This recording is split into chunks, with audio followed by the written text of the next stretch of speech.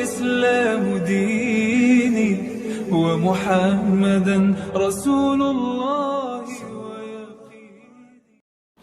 Ya. Mengganggunya kaum Quraisy kepada baginda Rasulullah. Ini sudah tarif kuat. Karena para orang jahil dulu, orang Quraisy ini nggak mampu mengganggu Rasulullah SAW, tak mampu menggoda Abu Thalib supaya mereka menyerahkan Rasulullah SAW kepada mereka, maka mereka langsung terus terang kepada Nabi. Bagaimana cara mengganggu mereka? Mereka mengejek Nabi, mengejek dengan penyihir, dibilangnya gila, majnun. Apalagi Nabi ketika pergi sholat. Kenapa penyebabnya mereka mengganggu Nabi seperti itu? Karena melihat dakwanya Nabi ini kok terus menerus, makin hari makin banyak orang masuk Islam. Jadi orang-orang Quraisy ini tidak rela apabila kaum Quraisy ini banyak masuk Islam. Maka mereka mengejek Nabi. Nah. Kemudian namun Nabi membalasnya dengan senyum, dengan sopan santun. Mau diludahi, dilempar batu, ya kan, dicaci maki, maka Nabi tetap apa? Membalasnya dengan sopan santun, ya kan? Wa kana sallallahu alaihi wasallam yuqabiluhum bil hilmi. Nabi menghadapi mereka dengan apa? Sopan santun, wasabri, dan sabar. Sabar Nabi menghadapi mereka. Kalau kita ini, masya Allah, mana bisa sabar itu? Diejek sedikit aja sudah. Mereka ngejek kita sekali, kita ngejeknya 1000 kali. Nah, itu bedanya kita dengan Nabi. Terus apa lagi Nabi SAW? Selain sabar, wal lutfi, dan Nabi itu lembut. Mereka ngomong kasar, Nabi membahas dengan omongan lembut, ya kan? Wal afwi, dan memaafkan. Jadi Nabi ini punya sifat lembut, juga punya sifat memaafkan. Jadi setiap orang yang mengganggu Nabi, langsung Nabi maafkan seketika itu. Kalau kita sekali diganggu 10 tahun baru kita memaafkan. Ya. Nabi itu pernah dilempari dengan tai unta. Tapi Nabi pernah diludahi ketika mau sholat, diludahi sampai berhari-hari, sampai 3 kali dalam satu kisah. Pada hari keempat, kok nggak ada lagi diludahi? Nabi nunggu diludahi. Coba bayangkan, wah, ada lagi yang meludahi ini. Maka Nabi tanya kepada tetangganya, weh tuan, yang sering meludahi saya kemana dia? Kata tetangga tadi, oh yang sering meludahi tuan tuh sakit. Apa yang dilakukan Nabi ketika mendengar sakit? Apakah katakan Nabi, oh rasain lah, mampus lah? Ada kata Nabi gitu? Nabi langsung beli buah, langsung datang ke rumahnya dan memberikan buah. Orang tuh kaget, mah orang yang sering hari-hari saya ludahi kok datang, ketika saya sakit kok datang ini? Apa maksud Tuhan datang kemari? Kata dia, sudah 3 hari saya sakit ini, selama saya sakit ini, satu pun keluarga saya belum ada yang menjenguk saya kecuali engkau. Apa yang kamu mau dari saya ini? Kok begitu kali baiknya? Apa kata Nabi? Yaqulu la ilaha illallah. Katakan kul la ilaha illallah. Katakan la ilaha illallah Muhammadur Rasulullah. Maka seketika itu dia langsung syahadat. Langsung bersahadat. Ada yang mengatakan setelah dia bersahadat langsung meninggal dunia.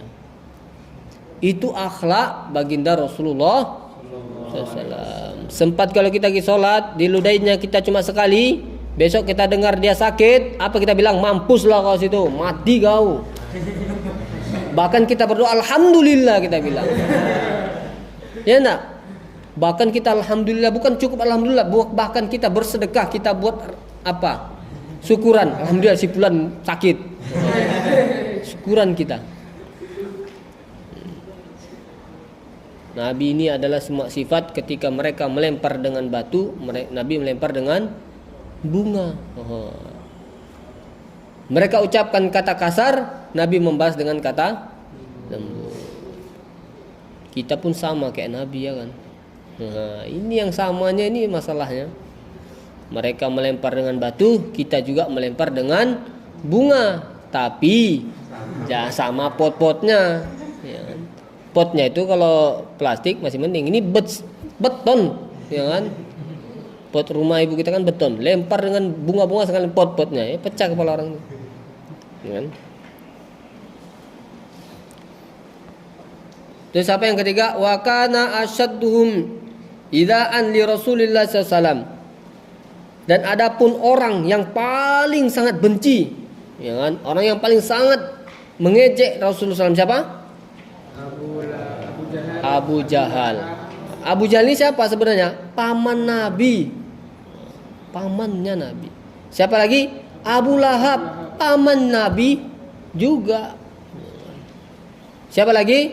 Wa Uqbatu bin Abi Mu'aid. Uqbah bin Mu'aid. Kemudian wal Walid bin Mughirah. Walid bin Mughirah.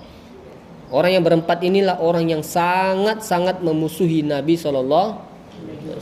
Tapi coba kita lihat, kita mundur ke belakang. Ketika Nabi SAW lahir, siapa orang yang paling bahagia? Yaitu Abu Lahab. Siapa? Abu Lahab. Ketika Rasulullah SAW lahir, Abu Lahab punya pembantu. Siapa nama pembantunya? Hah? Siapa? Masya Allah.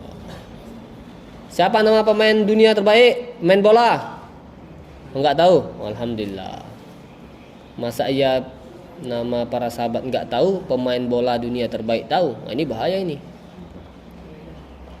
Siapa? Su'aibah bin Su'aibah ini adalah salah satu budaknya Abu. Dia mengatakan kepada budaknya, engkau lihat ponaanku yang lahir itu apa? Laki-laki apa perempuan? Maka setelah lahir dia datang, wahai Tuan, ponakan engkau lahir laki-laki. Saking gembiranya mendengar laki-laki tadi, dia merdekakan budaknya tadi. Kemudian dia memotong unta, bahkan dikatakan unta dan sapi memotong 1000 ekor. Untuk kebahagiaan karena lahirnya siapa? Baginda Rasulullah. Begitu sayangnya Abu Lahab kepada Rasulullah ketika lahir, sampai dia menjadi besar. Tapi ketika Nabi pertama kali dakwah, ketika menerima wahyu tadi, Nabi Allah SWT perintahkan dakwah dengan terang-terangan. Setelah sembunyi-sembunyi Nabi dakwakan terang-terangan. Nabi kumpulkan seluruh Bani Quraisy, Bani Adnan, Bani seluruh, ada 18 kabilah. Waktu itu di Mekah itu Nabi kumpulkan semua. Setelah mereka sudah kumpul, Abu Lahab mengatakan, apa yang kau panggil kami wahai ponaan? Maka Nabi mengatakan, apabila di bukit itu ada orang pemanah tiba-tiba menyerang kalian, maka apakah kalian percaya? Abu Lahab mengatakan, jangankan itu, kami selalu percaya kepada engkau wahai Muhammad, karena engkau dari kecil sampai sekarang tidak pernah berbohong. Nabi punya sifat dari kecil sampai umur Nabi itu 40 tahun itu gak pernah berbohong. Dan seluruh orang Mekah itu mengakui Nabi SAW. Setelah itu apa kata Nabi? Sekarang bahwasanya sesungguhnya setelah kematian ada namanya Allah SWT, ada hari akhirat. Nabi dakwah di situ. Allah SWT menciptakan langit semuanya. Apa yang terjadi ketika Nabi mengatakan seperti itu? Maka Abu Lahab mengatakan, celaka engkau. Wah, ditunjuknya ini hanya gara-gara menyampaikan ini engkau panggilkan kami ini semuanya. Masya Allah. Maka disitulah awal turun dari surat Al-Lahab. Tabbat yada abi lahabi wa tab. Sungguh celaka dan sangat-sangat celaka tangan Nabi Abu. Padahal itu pamannya Nabi. Tapi Nabi sabar menghadapinya. Ini adalah sifat Nabi. Jadi inilah contoh kita. Kita harus punya sifat sebagaimana telah diajarkan oleh baginda Rasulullah. Maka setelah dakwah itu, setelah Nabi mengucapkan kalimat itu, maka disitulah kehidupan Nabi sampai akhir hayat Nabi tidak merasakan nikmat lagi kehidupan. Disiksa terus, ya kan? Diejek terus. Sampai Nabi SAW wafat masih dalam keadaan mengejekan kepada Nabi Bahkan dalam satu kitab, jangankan yang lain, satu kitab dikatakan seandainya itu darahnya Nabi itu, satu tetes darah Nabi jatuh ke muka bumi, maka insya Allah akan Allah hancurkan itu bumi. Tapi nggak pernah menetes ke bumi darah Nabi, selalu ditambung siapa? Malaikat. Karena malaikat takut kalau Allah murka. Karena Rasulullah adalah kekasih Allah. Ketika di Taif itu dilempar sampai darah Nabi itu melengket di sendal Nabi. Bayangkan. Tapi apa kata Nabi? Apakah Nabi doa jelek? Tidak. Apa Nabi katakan? Mungkin hari ini mereka tidak tahu, ya kan? Nanti suatu saat anak cucu mereka menjadi orang yang alim. Nah, gitu. Maka kita ini punya sifat seperti itu. Ketika kita diganggu sama kawan, sabar dulu, sabar. Kedua, sabar. Ketiga, sabar. Keempat, sabar. Oh, sabar itu nggak ada batas, ada batasnya. Sabar kan ada batasnya. Berarti itu belum sabar. Kalau sabar ada batasnya, berarti belum sabar. Tapi kalau kita diganggu-ganggu terus, wah itu gimana mau sabar ya kan? Tapi Ustaz, kalau nggak dikasih pelajaran begitu-gitu terus. Nabi nggak pernah membalas, cuman hanya mengancam. Ya kan? Nabi bilang katakan kalau nggak masuk Islam bayar jizyah, kalau nggak mau bayar jizyah, ya kan? Apalagi itu kami perang nanti. Ya. Kalau juga nggak mau ya berperang. Begitu juga bilang sama dia yang ngejek tadi, yang ganggu kita. Kamu tobat, jangan ludahi saya lagi ya, jangan ganggu saya lagi. Besok diulangnya lagi. Ini yang kedua kali saya ingatkan. Besok ketiga kali ini sudah ketiga kali ini. Pas juga diajak yang keempat kalinya itu selesai lah itu kan. Belah dua lah tenggorokannya itu. Tapi nggak boleh seperti itu, ya kan? Maka kita ini ketika kita dilempar dengan batu, maka kita lempar dengan bunga. Kita kasih dia buah, ya kan? Buah jeruk dikasih. Diajaknya kita terima kasih. Ada orang gibah kita misalnya, halo Ustaz, oh terdengar sama saya, langsung saya datang ke rumahnya ngasih buah. Terima kasih engkau telah memberikan pahalamu kepada saya, kamu gibah saya. Tapi di dalamnya itu ada racun tikus semua buah itu. Gak boleh seperti itu. Walaupun nampaknya buah kita kasih. Jadi inilah Rasulullah SAW itu sampai sekarang, ya kan, orang yang sangat kita cintai, yang kita muliakan. Insyaallah ya. Jadi orang yang sangat mulia, orang yang sangat, bahkan para nabi dan seluruh para nabi itu sangat memuliakan baginda Rasulullah SAW. Dan yang bisa memberikan syafaat, tidak ada satupun nabi yang bisa memberikan syafaat kepada umat ini kecuali siapa? Baginda Rasulullah SAW. Nabi yang begitu, ya kan, sudah dipastikan oleh Allah, sudah dipastikan masuk surga. Tapi Nabi sholatnya sampai bengkak kakinya, ya kan, terus sampai luka badannya. Padahal sudah dijamin. Kalau kita sudah dijamin, ya, kayak kita ini sekarang, kamu sudah saya jamin dalam 1 tahun ini makan gratis, sudah saya jamin. Ya tentu kita nggak mau pusing lagi kan, tinggal santai, nggak mau kerja, nggak mau apa, makan kita 1 tahun sudah ditanggung. Ngapain lagi kita melakukan apa-apa? Dan sudah pasti ditanggung, dananya sudah nampak misalnya. Tapi apa yang dikerjakan Nabi sudah, Allah sudah katakan kamu ini adalah suatu hamba yang sudah dijamin, bahkan dosanya sudah duluan diampuni sebelum dilakukan. Bahkan istrinya, wahai Rasulullah, engkau ini kan orang yang sudah dijamin masuk surga, kenapa kau capek-capek memaksakan diri untuk sholat? Apa jawaban Nabi? Sesungguhnya aku adalah orang yang sangat bersyukur. Kita nih belum dijamin surga, belum juga, neraka sudah pasti, ya kan? Sholatnya sholat sunnah mesti harus disuruh, ya kan? Pakai jubah mesti harus disuruh, pakai peci malas-malas, makan banyak, tidur banyak, ya kan? Maunya kita ini, ya kan? Kita ini maunya makan enak-enak, ya kan? Istri cantik-cantik, anak banyak, harta banyak, ya kan? Maunya seperti itu. Mimpi itu nang. Mimpi seperti itu. Jangan mati masuk surga. Wih, enak kali. Insyaallah dengan belajar ini Allah Subhanahu wa taala berikan taufik atau memberikan syafaat, ilmu kita bisa minimal. Ilmu kita ini bisa menyelamatkan kita, itu paling utama. Kalau ilmu kita tidak bisa menyelamatkan diri kita, maka bagaimana bisa menyelamatkan orang lain? Ya. Ilmu kita sendiri aja nggak mampu menyelamatkan kita, bagaimana orang lain? Bagaimana anak keluarga kita, umat seluruh alam? Misalnya yang kita pelajari adalah ilmu adab, akhlak. Kita nggak punya akhlak, tapi kita belajar ilmu akhlak. Itu berarti ilmu itu tidak beri manfaat kepada kita, apalagi mau diajarkan kepada orang lain. Maka lebih tidak bermanfaat. Kamu belajar mobil, tapi nggak bisa bawa mobil. Sudah belajar bawa mobil, tapi tidak bisa bawa mobil. Terus kamu mau mengajarkan orang bawa mobil, cemana itu ceritanya? Udahlah, jurang sama jurang lah kalian.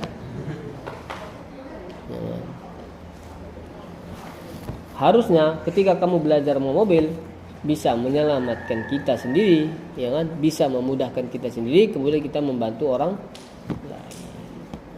Ini maksud tujuan dari belajar ini. Maksud tujuan kita belajar itu adalah supaya mendapatkan manfaat untuk diri kita sendiri. Sekurang-kurangnya kita mampu menjaga sholat kita, mampu membaca ucapan kita, tingkah laku kita, itu menyelamatkan ilmu kita tuh. Karena ilmu, kalau ilmu yang bermanfaat, maka seorang yang punya ilmu itu bermanfaat bagi dirinya adalah orang itu pasti terjaga dari perbuatan maksiat. Itu tanda orang itu ilmunya bermanfaat pada dia. Tapi kalau dia punya ilmu, dia hafiz Quran, dia punya ilmu, tapi dia masih bermaksiat, berarti ilmu itu tak mampu membuat, tidak bisa memanfaatkan, tidak bisa memberikan manfaat kepada dia sendiri. Kalau dia mengajar, maka sudah pasti itu dia akan bisa bermanfaat kepada orang lain. Paham itu? Jadi kalau kalian mau orang ilmu kalian bermanfaat kepada orang lain, maka amalkan dulu. Ya? Adab diamalkan dulu. Ya? Tidak main-main dalam majelis, tidak main koin. Ya, ketika dijelaskan tuh dengar, tidak nulis-nulis. Imam Syafi'i mengatakan 4 ini amalan kita kerjakan, maka kita akan menjadi orang yang pandai. Yang pertama belajar ketika sebelum belajar dulu, kita sebelum belajar. Masuk apa hari ini? Masuk tajwid. Maka baca-baca dulu tajwid itu sebelum belajar. Kemudian yang kedua, dipahamkan, memahami, tawajuh, konsentrasi ketika belajar. Bukan main-main ketika belajar, nulis-nulis, menghayal-hayal, main koin, lempar-lempar, colek sini, colek sana. Maka ini tidak konsentrasi. Pesawat terbang itu kalau nggak konsentrasi dia dengan jalur dia, maka bahaya. Pesawat itu sudah diatur setinggi misalnya 3000 kaki. Kalau dia coba-coba itu naik sedikit, turun sedikit, maka dia bisa nabrak dengan pesawat yang lain. Nah, begitu juga belajar ini. Yang ketiga apa? Belajar setelah belajar. Sudah selesai belajar ini, takror namanya, takror, diulang-ulang. Nah, dua-dua berulang-ulang, ceritakan lagi apa tadi yang jelaskan Ustaz tadi itu diulang lagi. Ketiga, yang keempat diamalkan. Sekarang apa yang dapat kita ambil pelajaran sehari ini?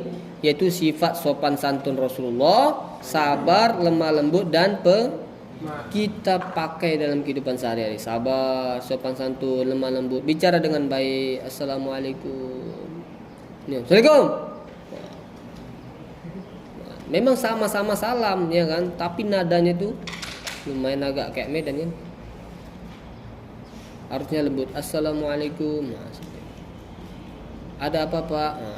Sopan santun. Akhlak yang paling utama. Jadi mahkotanya seorang laki-laki ini dalam ilmu dan takwa.